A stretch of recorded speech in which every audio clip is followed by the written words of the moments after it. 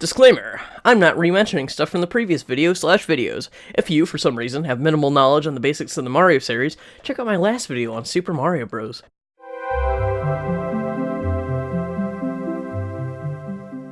So I kind of failed to mention something in the last video, something I didn't realize until research for this one. In the last episode I talked about Versus Super Mario Bros., the arcade version of Super Mario Bros. The part I didn't realize is that it wasn't a straight port. I mean, it was more or less, but they edited some minor things here and there. They made Luigi 0.8% more hairier. The big thing though is that they changed some levels' entire layouts. In the original NES version, due to its tighter than bark on a tree memory constraints, some levels were simply the same as others, just with more enemies and what have you. The biggest one I've noticed is that 5-3 is just 1-3 with bullet bills everywhere. Well, for Versus, the devs designed all new levels for those courses. They actually had so much fun designing these new courses that they just kept making new ones that never got in the game. It eventually became so much fun that somewhere in there, the idea to just say fuck it and make a sequel got thrown out there. The Famicom Disk System was in full swing in Japan. All the cool Nintendo games were being made for it. Castlevania, Metroid, The Legend of Zelda, and Yumi Kojo Doki Doki Panic. More on that next time. These were all major games coming to the FDS. The first Mario was meant to be the ultimate base Famicom game, so if they were to do a sequel, it'd have to be on the Disk System. The Disk System would allow more levels, longer levels, and more advanced instrumentation for the music, and the ability to save progress, which was a big deal back then in the age of passwords. It really was a no-brainer to put Super Mario Bros. 2 on it. R&D 4 was put in charge of the game this time around, and Miyamoto was too busy with Zelda. Plus, he just became a father, so he had minimal part in development. This game was apparently only developed in about a year and a half, considerably shorter than the first game. But this makes sense because the engine and most sprites were just to be reused. The idea behind this game was for it to be for players who had gotten so good at the first Mario that it became boring. So this is a Mario game for super players, if you will. Because of this, it was decided that the game would be hard as fuck. Super Mario Bros. 2 came out on the Famicom Disk System exclusively in Japan on June 3rd, 1986.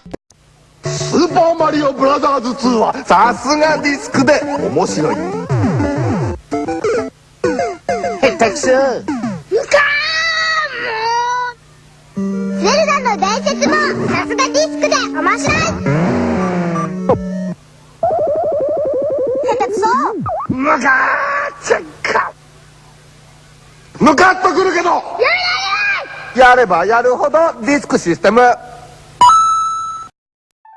Wait, Super Mario Bros. 2? Why isn't it called The Lost Levels? Well, all that ties into the development of the next episode's game, so I won't cover too much here. Just know that it was initially called Super Mario Bros. 2 until it came out in America years later. The story's the same as the first. Bowser kidnaps Peach. What else is new? Actually, according to some obscure stuff like the Japanese site for the Wii Virtual Console version, it states that this is an alternate universe version of the first game. Huh. Mario just died in the attract mode.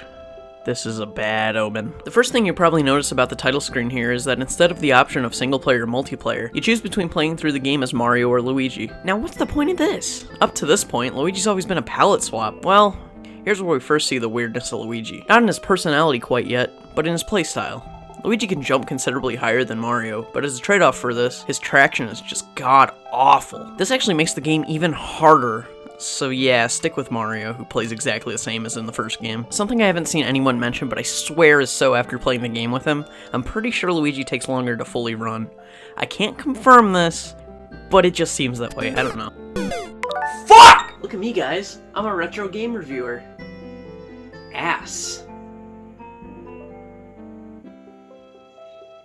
And look at that glow up! A lot of the assets from the original are still here, and it runs on the same engine. All the entities like Mario, the Toads, and the enemies are all the same, and the music is totally unchanged. But a bunch of tiles and sprites are totally redone. The ground looks like dirt, the snow looks like snow, there's slight variants on the grassland theme, like one that takes place in the fall, and overall the game just looks great given the circumstances. They could have easily just used the same sprites from before, but they didn't. Oh yeah, correction from the last video by the way. All that Nippon Super Mario Bros. Came out after this. Oops. Anywaysies, they also gave the mushrooms eyes, which is closer to the current look. They also gave eyes to the trees for some reason. Also, the clouds have goofy smiley faces. It's like they enjoy watching us suffer. The bouncing off enemies that would later become a staple in the series is firmly established here. The longer you hold A, the higher you jump off an enemy. Standard fare. The thing is, I bet this feature wouldn't even be present in modern 2D Marios if it weren't for the crazy type jumps the game wants you to do with these physics. There are such bullshit paratrooper jumps in this game. Oh my god. There's some minor changes like the text in the HUD now has a drop shadow, making it easier to read. It's nice, but not a big deal. Oh yeah, and you now make a burning rubber screech noise when you turn around. To compensate for the difficulty, the game offers unlimited continues this time around, which is nice I guess, but there was a continue cheat in the first one that everyone used all the time anyway, so Whatever. New to this game is the poison mushroom. It pops out of blocks just like all the other power-ups, but this one hurts you. It's not as bad as everyone makes it out to be. The color is clearly different than the super mushroom and all. While it's not that bad, it is kind of bullshit sometimes. In castle and underground levels, a bunch of colors are changed, and sometimes I think the poison mushroom's just a normal mushroom. And nothing can excuse the beginner's trap bullshit they pull in the first level. The first mushroom in the game is hidden. Meanwhile, they put a poison mushroom in this row of question mark blocks where you expect the super mushroom to be. That's just fucking evil. There's also a new enemy, the red piranha plants. They're the same as the green ones, just faster and they don't stop moving when you stand next to them. This is coked out Mario. It's not fair to call it NES hard because it's honestly easier than that, but a lot of the level design just isn't Mario. They ask you to do some straight up Kaizo Mario ROM hack bullshit sometimes. There's bloopers in the sky, Koopas in the sea, the Hammer Bros are more aggressive. This just feels off, I can't describe it. Sometimes stuff like the enemy behavior rules are broken, like sideways flying green Paracoopas, zigzagging red Cheeps, and I swear I saw a red Koopa run off a ledge, but I don't think I got footage of it. Did you know that up until Paper Mario, bloopers were called bloobers with a B? I did not. The game's just a tad unpolished. Maybe this was because of the shorter development time, but it's still rough around the edges. Here you can see I was swimming towards the bottom of the level, and instead of dying, I looped over to the top. And here's a moonwalking Koopa. I like him. A ton of levels in this game actually require you to find secrets. There's a few levels that just repeat over and over until you find a beanstalk, and then there's a few where you need to find invisible blocks in order to progress. I'm willing to wager that in the 80s, you know, before the internet, there were a fair amount of people that beat the first game and bought the sequel without even knowing invisible blocks and beanstalks were in either game. This game's castle mazes are bullshit. Unlike the ones in the first game, they don't always work. Look at this. I go through here and it doesn't work, then I rewind and do the exact same thing and it does work. It's fucking bonkers. If all this insanity ain't enough, Lost Levels adds windy levels that just love to fuck up your jumps, and super springs that launch you way up in the sky. It's super fun. Until you need to land. And you can't see yourself. And there's no indication of what side of the screen you're on. And oh, look at that, I just died. There's these falling parts where you gotta hold right to get in the hole in a wall. But the thing is, holding right doesn't work. No, because how Mario controls in this game, you have to not hold right until after there stops being a wall in front of you. So basically the last second before you die. It's bullshit. I whine, but this game does have its moments. I like that in 8-2, in order to progress, you have to find a beanstalk. Okay, I don't like that part, but it leads into an area in the clouds where the flagpole is, right? And then the next level, 8-3, it's outside Bowser's castle, but it's still above the sky like a cool sky fort. I don't care what anyone says, it's very hard, but it's nowhere near as bad as Castlevania or like Ghosts and Goblins. It's at about Mega Man levels of difficulty. I gotta admit, I used the rewind feature on this one, but damn it, I've earned it. I only used it to save time, plus I already beat the All-Stars version of this game on original hardware years before I started making videos for the marathon. As much as I bitch and as little positive points I had here, I actually really like this game. Why? For the same reason it was made so hard in the first place. Not to toot my own dick, but I've beaten the first Mario more than any other game I've ever played in my life. I know all of its secrets and stuff, so having an entire new game worth of stuff is great. I found myself in multiple playthroughs, getting better and better, needing to rewind less and less, and I love that. I have a love-hate relationship with difficulty in games. I love a good fair challenge to overcome, but primarily in games from this era, I hate the unfair difficulty. I have a hard time getting into, say, Ninja Gaiden for example, because it's unfair sometimes. The Lost Levels is dickish, but I wouldn't call it 100% unfair. Here we fucking go. You start off 8-4 with a bullshit trap. You need to inch your way down to the bottom platform here before you jump this pit. Then comes another fun castle maze with tricky jumps. You know what I love? Prematurely jumping here to play it safe. But then this fucking invisible block says no. You know what makes it even better? Poison mushroom popping out. Wonderful. Later you get to go through a corridor that leads to another shitty paratroopa jump. Then eventually you make your way to, wait, I'm not supposed to fight Bowser yet, what the fuck? Actually, this blue Bowser that totally catches me off guard each playthrough is apparently Bowser's brother. He never appears again, and since this game is technically not canon, he'll probably never appear again. But yeah, Bowser has a brother. This guy's legacy is a Super Smash Bros. Ult that everyone says is supposed to be Dark Bowser. Poor guy. Well, you get to the real Bowser, and compared to all you've been through, he ain't no shit. Then you rescue a door. But inside is the princess, who looks kinda weird in this to me. I don't know. But she reads you a poem, and she tries to rhyme hero with Mario. It's even worse if you're Luigi. Then her eyes turn blue, and she performs a strange ritual with floating toads and shit. It's a whole thing. The end music from the first game is redone on the FDS hardware, and it sounds fantastic, though. So, what do you get as a reward for your trouble? Is it a second quest with Buzzy Beetles? Maybe a special level congratulating you? You get a gold star. Oh.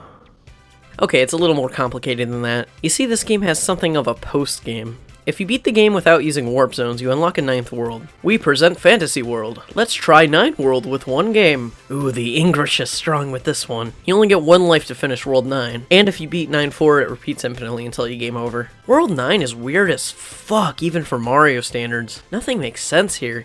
Also, the world is flooded.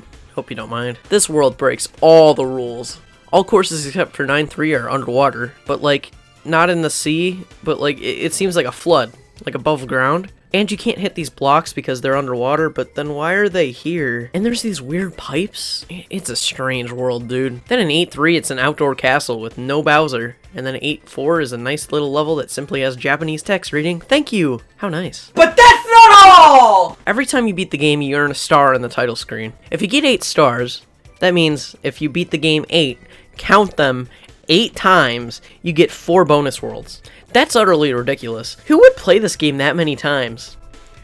I played through the game that many times. You get worlds A, B, C, and D. They aren't anything special at all. Worlds A and B are actually kind of easy given the unlock requirements. And a lot of World C seems to be repurposed old levels from the main game. You don't even get anything for your troubles. It's the exact same ending. Lame. You can also get a ton more stars after finishing World D. But say it with me, kids. Fuck that shit. Lost Levels is an odd part of Mario history, but maybe that's what makes it special. It was the best-selling game in the Famicom Disk System's lifetime, so it did something right. Although a lot of detractors say it's not much more than an expansion on the first game, which isn't entirely untrue. The game was remade as part of Super Mario All-Stars and was renamed as Super Mario Bros. The Lost Levels outside of Japan. This is the first time the rest of the world could play the game. It was unlockable as part of Super Mario Bros. Deluxe on Game Boy Color as Super Mario Bros. For Super Players. It's on GBA exclusively in Japan under the Famicom Mini line of ports. It's on Virtual Console for Wii 3DS and Wii U, and it's on Switch Online. Howard Phillips, Nintendo of America's spokesman at the time, would often be mailed Famicom and Famicom Disk System games to suggest edits for localization. With no warning at all, he was shocked to see that he was sent Super Mario Bros. 2. You know, the sequel to the biggest Nintendo game out there. He didn't even know there was gonna be a sequel. So he excitedly booted up the game and immediately died of the first poison mushroom. Phillips called Nintendo of Japan and basically told them the game's difficulty would turn players off the entire series. It was decided that the game would not be released, not just in the States, but anywhere but Japan. But Super Mario Bros. Was super popular. Nintendo couldn't just deny the rest of the world a sequel. NOA had an idea, though. I replaced my bed with a couch because I'm very responsible. But anyway, I want to give a shout out to my boy, Josh McHipster. This is like the fucking 4th shout out I've given to him, but he's a really good friend of mine. He makes some really good videos, and I'm not just saying that because he's my fucking friend. I'm not just saying that because I'm about to be in one of his upcoming videos. But he fucking finally came back. He posted an update video, which featured the voice talent of yours truly, and he's just coming out with some good videos. He makes good sketch comedy stuff. If you're into that, please check him out. That's it. Goodbye.